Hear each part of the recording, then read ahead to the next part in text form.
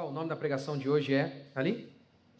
O mal não vencerá o povo de Deus, e é o nosso 8º episódio baseado no capítulo 7 de Daniel. Hoje eu vou expor para vocês.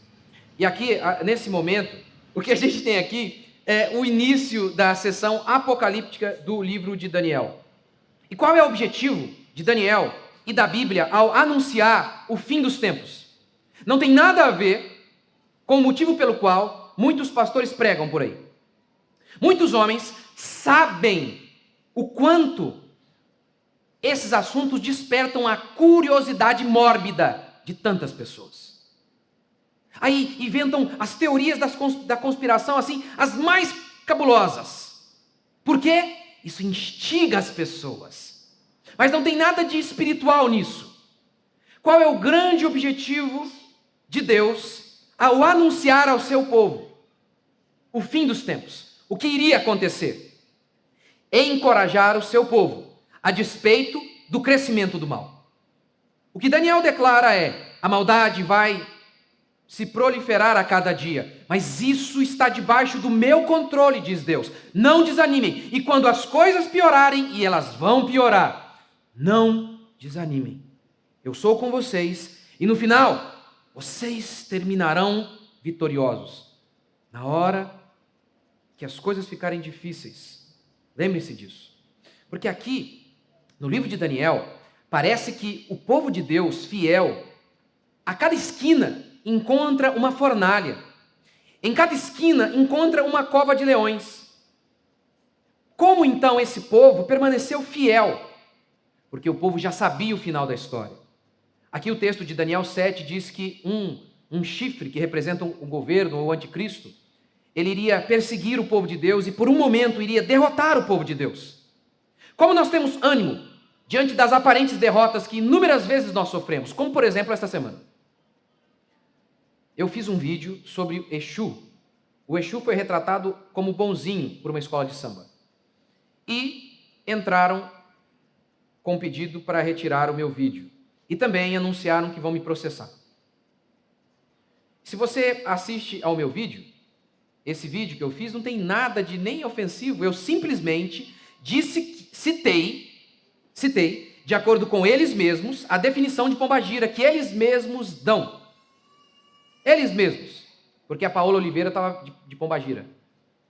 Era uma mulher, eles mesmos dizendo, uma mulher que não tem regras morais, ela não é presa, ela é livre. Muitas delas eram prostitutas. E aí então eu disse, tudo a ver com o carnaval. E dei fatos. Que no carnaval aumenta índice de aumento de violência, bebedeira, acidentes, gravidez indesejada. Tudo isso é fato. Eu apenas citei isso. Só isso. E eles conseguiram o que eles queriam. Ora, o interessante é que em outros carnavais, Jesus Cristo foi relatado como foi pintado assim. Um demônio arrastava Jesus. Na própria internet, no YouTube, há o Porta dos Fundos que retrata Jesus Cristo como gay. Não há problema.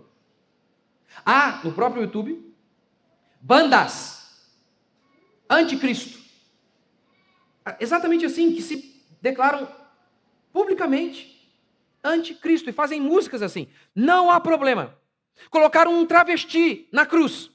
Não há problema. E nós muitas vezes perdemos. Mas como que a gente não desanima? Porque há muitos outros vídeos meus assim. Por exemplo, tem outro vídeo meu, Porque Não Sou Católico. Foi proibido, recebi essa notificação essa semana, foi proibido em dezenas de países. Dezenas. Portugal e vários outros. Muitos outros vídeos meus foram bloqueados. Vídeos que tinham milhares de visualizações. Por que nós não desanimamos? Por quê? Porque Deus disse, vai ser assim, vocês serão perseguidos, não desanimem. Ainda que momentaneamente vocês percam, no final, já está escrito, o meu povo vai triunfar. É fundamental o que está escrito aqui e não é por mera curiosidade. Não é apenas para despertar suas paixões pelo oculto. Não é. E outra coisa interessante é que o texto bíblico ele é muito claro. Há alguns pontos um pouco difíceis de interpretação, Mas, em essência, por exemplo, aqui Daniel 7 é muito simples, o próprio texto dá a explicação. Daniel tem a visão, ele tem uma visão, e então, diz o texto, ele procura interpretação, possivelmente um anjo, e o anjo lhe dá a interpretação. E é impressionante como que muitos e muitos pastores leem esses textos e dão interpretações das mais malucas, sendo que o próprio Daniel deu a interpretação correta. E é óbvio que isso também tem a ver com o fato de que eles querem parecer tão inteligentes. O meu texto hoje vai ser tão simples, mas eu espero que seja fiel. Fiel ao que o autor quis dizer. Alguns pastores são uma espécie de gnósticos, acham que apenas eles podem entender o texto e têm um conhecimento e uma interpretação do texto que ninguém tem. Eu não vim trazer isso para vocês aqui. Eu vim defender para vocês o que eu aprendi com homens de Deus que vieram há muito tempo e eu não quero ser original. Eu quero ser fiel ao que o texto diz. Vamos ler então Daniel capítulo 7. Só lembrando, Daniel capítulo 7 não está em ordem cronológica. Isso aqui acontece antes de Daniel 5 e Daniel 6. Daniel capítulo 7, verso 1. No primeiro ano de Belsazzar, rei da Babilônia, Daniel teve um sonho, e visões passaram em sua mente quando estava na cama. Então escreveu o sonho e registrou o resumo do sonho. Daniel disse: numa visão à noite vi que os 4 ventos do céu agitavam o mar grande, e 4 grandes animais diferentes uns dos outros subiam do mar. O primeiro era como leão e tinha asas de águia. Enquanto eu olhava, foram-lhe arrancadas as asas, e foi levantado da terra e posto em 2 pés como um homem, e foi-lhe dado um coração de homem. Continuei olhando, e vi o segundo animal, parecendo com um urso.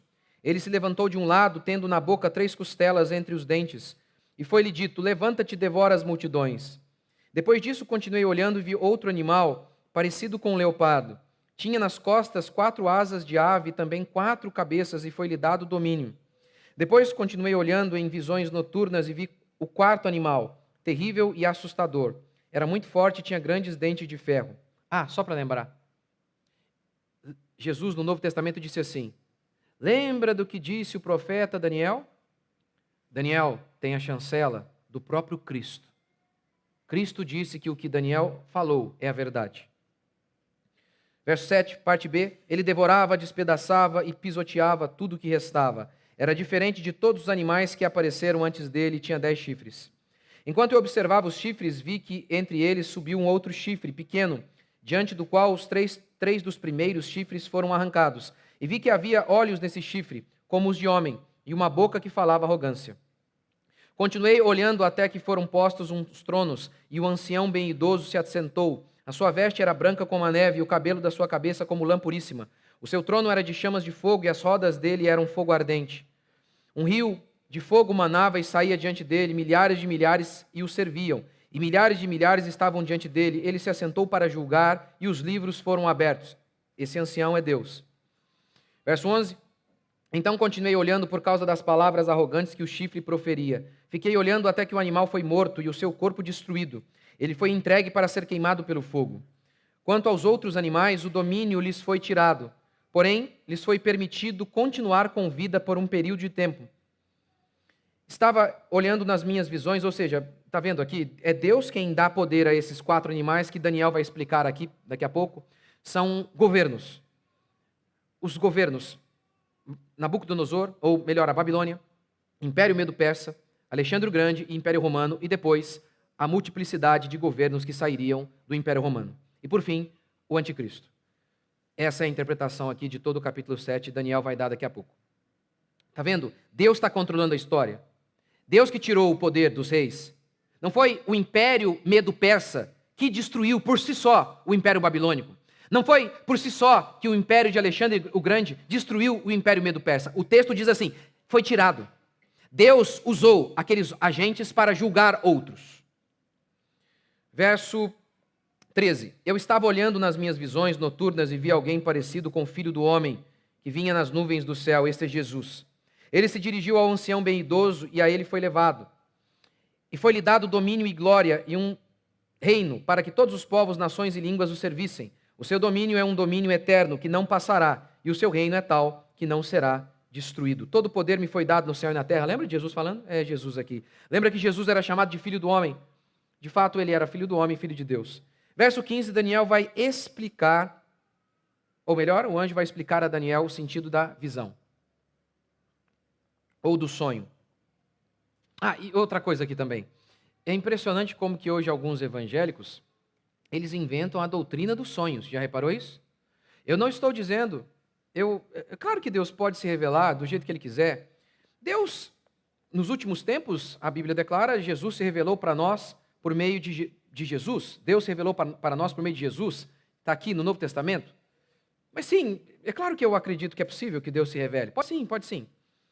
Mas, agora, aqui na Bíblia, quando os homens de Deus eles tinham sonhos, o próprio Deus interpretou o sonho. Não é como alguns evangélicos fazem aí. Ele tem um sonho com a minha sogra. O que é isso, pastor? O que você acha que é? Parece jogo do bicho, não sei, 24, 22? O que é isso, gente?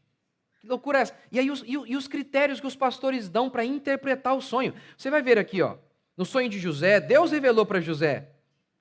Ele não saiu procurando, não existe esse negócio que esses caras fazem. Não tem base nenhuma. Isso aí está mais para jogo do bicho do que para a Bíblia.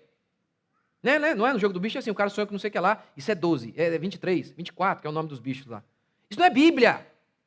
Aqui, Daniel tem o sonho, e o sonho é revelado para Daniel, assim como nas outras vezes. O próprio Deus interpreta para Daniel. Vamos ler, verso 15. E eu, Daniel, fiquei agitado em meu... Sabe quantas pessoas já me mataram em sonho?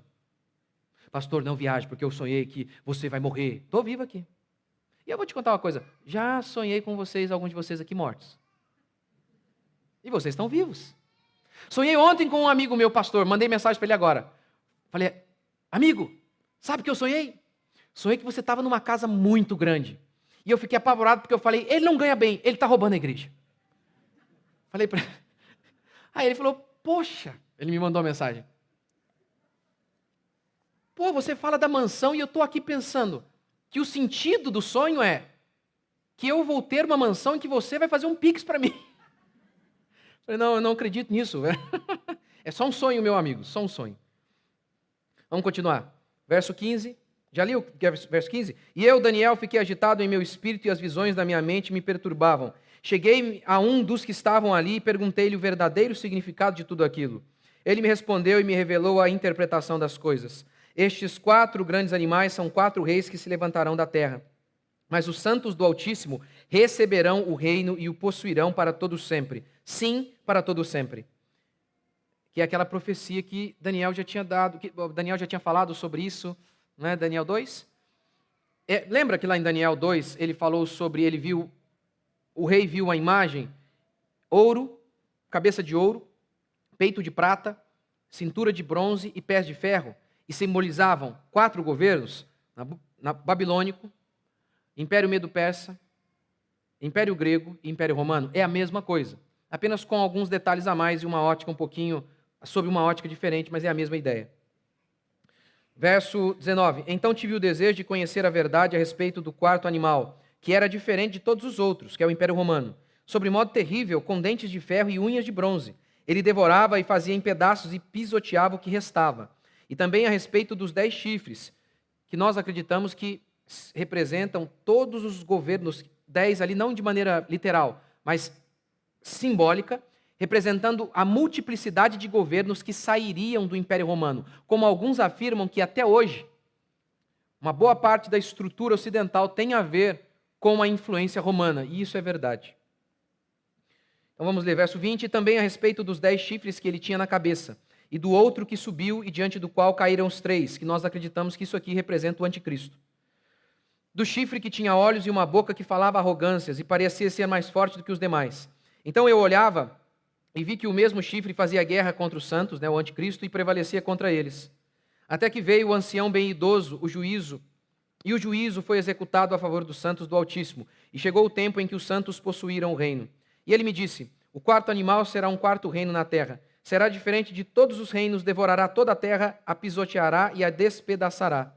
Quanto aos 10 chifres, 10 reis se levantarão daquele mesmo reino, e depois deles se levantará outro, que será diferente dos primeiros, e abaterá 3 reis.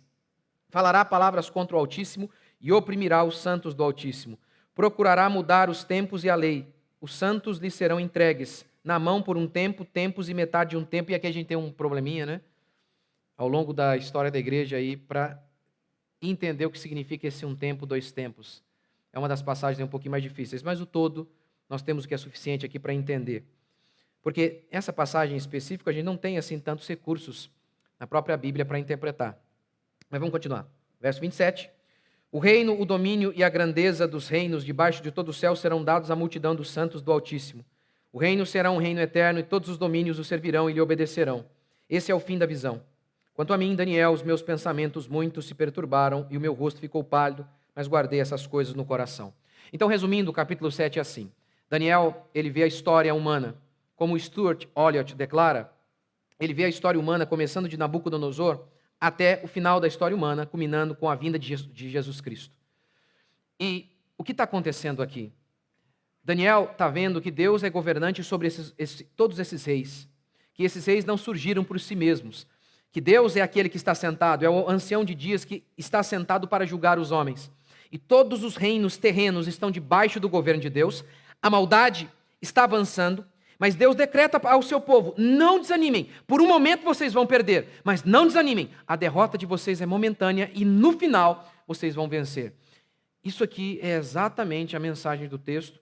Eu vou apenas encher de carne esse esqueleto que eu acabei de dar para vocês. É simples assim, é só isso. Esse pastor é muito ignorante, muito fraquinha a interpretação dele, mas é a interpretação. Afinal de contas, se Deus quisesse nos instruir e fosse tão complicado demais, como nós seríamos instruídos? Nós não somos gnósticos. O gnosticismo era uma crença de que apenas uma elite poderia obter conhecimento. Não, Deus deixou para o seu povo de maneira clara. São os enviados do capeta que complicam, porque aí eles se fazem extremamente úteis, já que eles dizem que o povo é inútil e ignorante e não pode entender. E somente eles, os gnósticos, os iluminados. Não, está aqui, ó. O próprio Daniel explicou para a gente, e é só isso que eu vou falar para vocês. Que nós não devemos nos desanimar quando a maldade avançar. A vitória do capeta é só parcial, momentânea e aparente. Diante do avanço a galope do reino das trevas, não desanimem. Diante das dificuldades e dos sofrimentos, não desanimem, porque isso é momentâneo, está debaixo do controle de Deus, tem que acontecer. Mas no final, é como Paulo diz, somos mais que vencedores em todas as circunstâncias. Esse é o objetivo do sermão escatológico. Encorajar o povo, não desanimar diante das aparentes derrotas, diante daquilo que a gente vê, da maldade humana, aparentemente prevalecendo. Não desanimem, há um remanescente que vai permanecer. Esse é o objetivo deste texto e é isso que eu vou pregar para vocês. Em primeiro lugar, os governos deste mundo são sanguinários, declara o texto. Todos os governos aqui são representados por animais violentos e um animal é indescritível. O texto bíblico diz que ele era indescritível. Tamanho o seu horror. Um leão, um urso, um leopardo e um monstro, que o apetite era tão voraz que os seus dentes eram de ferro. Ou seja, ele era incansável em devorar as nações. Todos esses impérios fizeram isso. Todos eles. A cobiça humana, a sede por poder, descreve governos e indivíduos. Por isso a vida humana é deixada de lado. Para construir impérios, eles devoram carne. Lembra o urso com 3 costelas? É apenas para representar o tamanho da sede daqueles governantes em obter poder, ao custo da morte de suas presas. Vendo os homens como presas, como ovelhas. Ovelhas. Edward Gibbon, que escreveu o clássico livro A Queda e o Declínio do Império Romano, disse o seguinte: Trajano, um imperador romano, ambicionava fama, e enquanto a humanidade continuar a prodigalizar mais aplausos a seus destruidores do que a seus benfeitores, enquanto a humanidade elogiar e enaltecer os carrascos, ao invés dos homens que fazem o bem, a sede de glória militar continuará a ser o vício das personalidades mais enaltecidas. Esse é o retrato. Governos que parecem leões, ursos, loucos para nos devorar.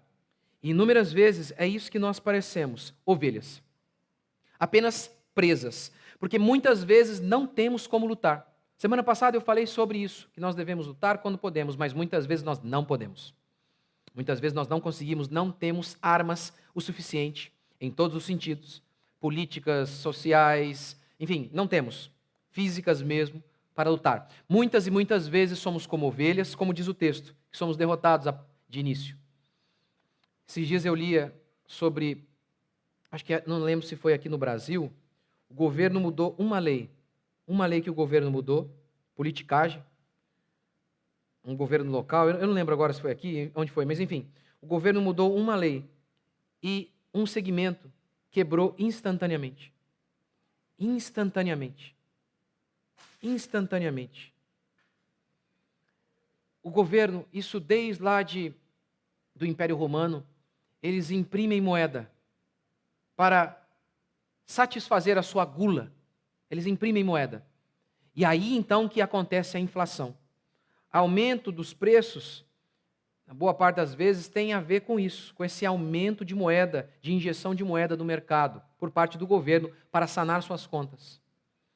E aí quem paga? O povo. Essa impressão de moeda é um imposto disfarçado.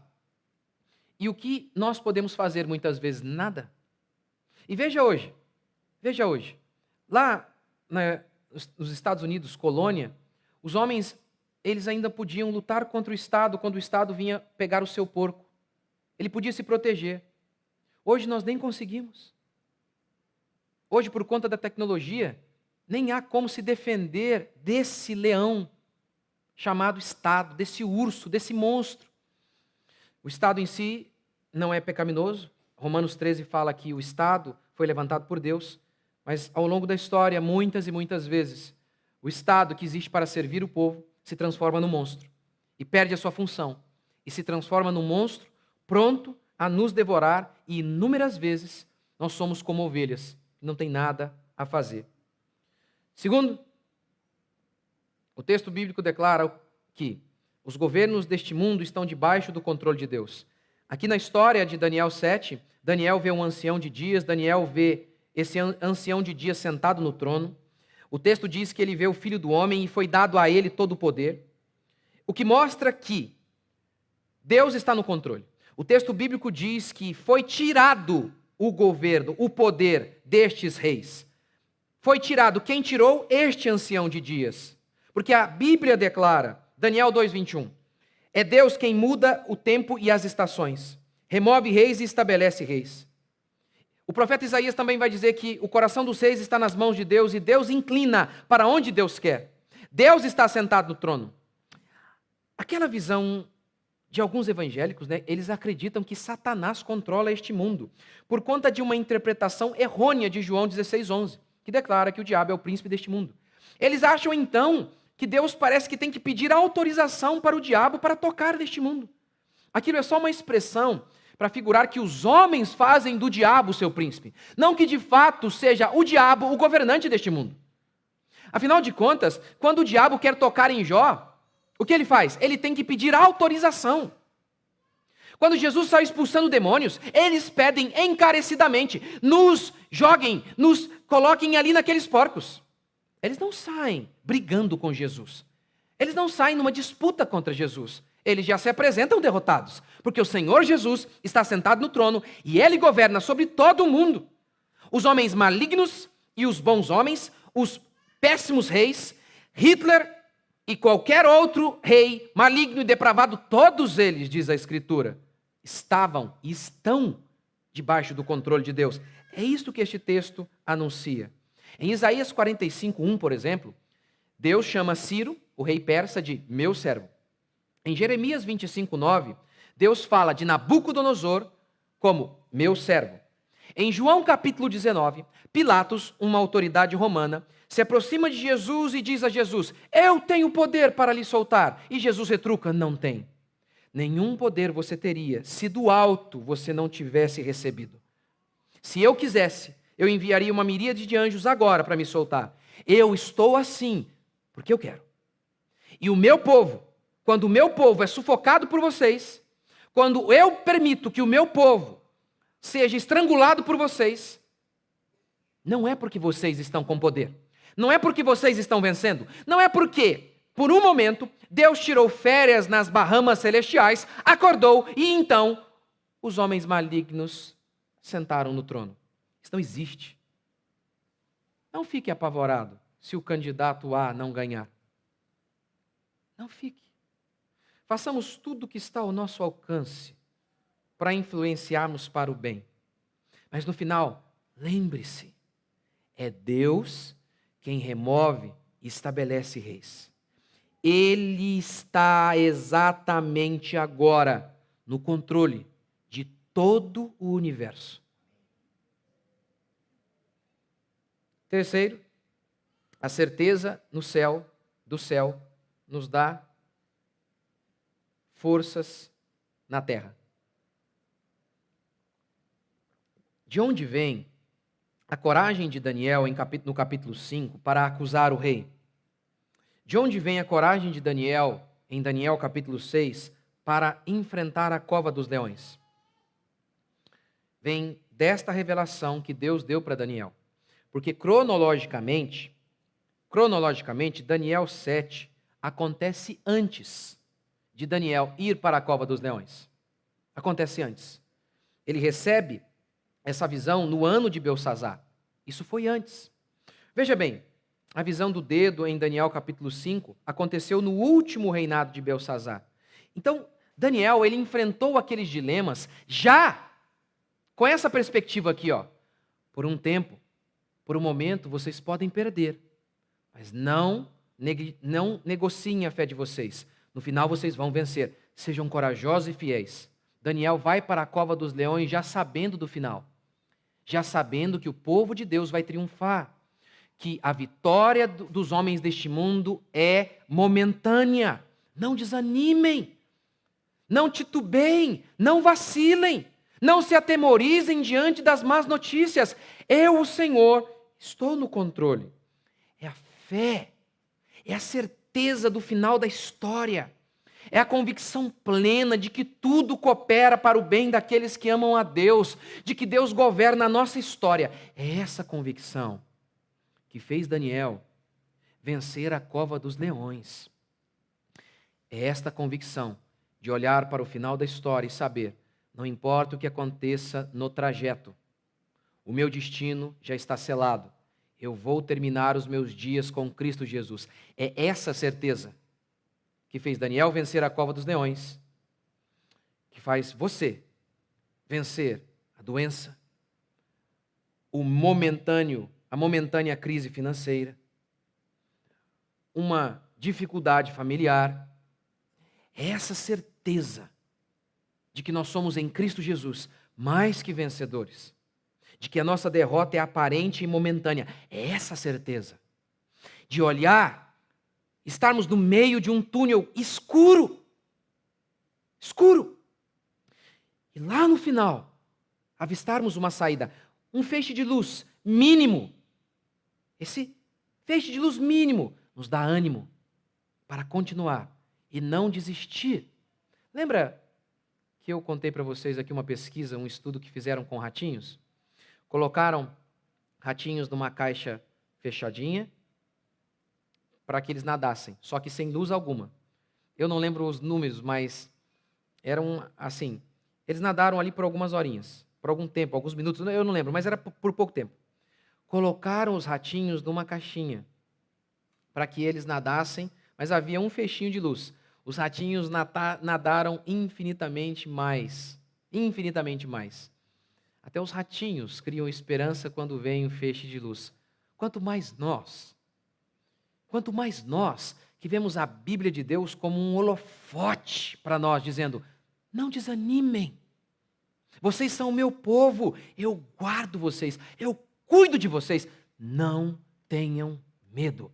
Eu já escrevi o final da história. E quer saber? Vocês vencem. Quarto e último princípio. O povo de Deus permanecerá. Daniel 7:27. O reino, o domínio e a grandeza dos reinos debaixo de todo o céu serão dados à multidão dos santos. Como eu sei que tudo o que a Bíblia diz sobre o amanhã vai se cumprir, ora, tudo o que ela disse sobre o ontem se cumpriu. Vamos analisar aqui, para encerrar, a profecia sobre o Império Romano. A quantidade de detalhes que ela dá, que a profecia dá, é de assustar. É de assustar. O texto bíblico declara, em Daniel 2, que o Império Romano é descrito com pés de ferro. Aqui em Daniel 7, com dentes de ferro. Um professor, explicando uma característica do Império Romano, disse assim: o exército romano era poderosíssimo e baseado na tecnologia do ferro. O texto de Daniel 7 declara que o Império Romano, que esse quarto reino seria diferente de todos. Veja um relato aí de um professor também. A grandeza do Império Romano se dá não apenas pela expansão territorial. Houve impérios maiores. A questão é a influência duradoura. Muitos concordam que componentes fundamentais do mundo moderno foram influenciados pelo Império Romano, como religião, arquitetura, filosofia, direito e formas de governo. Religião, catolicismo, latim. Do latim sai o português, italiano, francês, espanhol. Enfim, é exatamente isso mesmo. Ao longo da Idade Média, a Igreja Católica, ela teve uma grande influência. Ao longo da Idade Média, vários governos, vários bárbaros surgiram ali no V século e se proliferaram essa multidão de governos, esses 4 reinos, como aqui declara Stuart Olyott, interpreta que esses 4 reinos não são literais, mas são essa multiplicidade de governos que respingam até hoje no nosso mundo. Edward Gibbon disse assim: estou convencido de que nunca existiu antes uma nação como o Império Romano. E espero pela felicidade da humanidade que nunca volte a existir, como o texto declara. Não houve, aquele reino, o Império Romano, seria diferente de todos.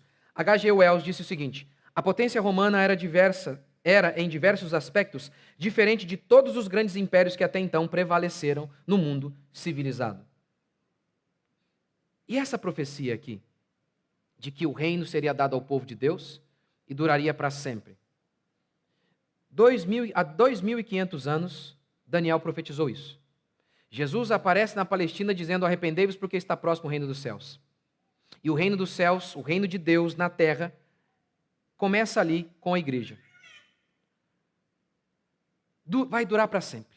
Esses outros serão abatidos, mas o reino do Filho do Homem vai durar para sempre, diz Daniel 7. 2.500 anos se passam. Todos esses animais, sedentos de sangue, vão sendo destruídos. E o povo de Deus, ovelha, aquelas ovelhinhas, indefesas muitas vezes, fracas muitas vezes, Deus diz: esses impérios sanguinários, poderosos, vão ser destruídos.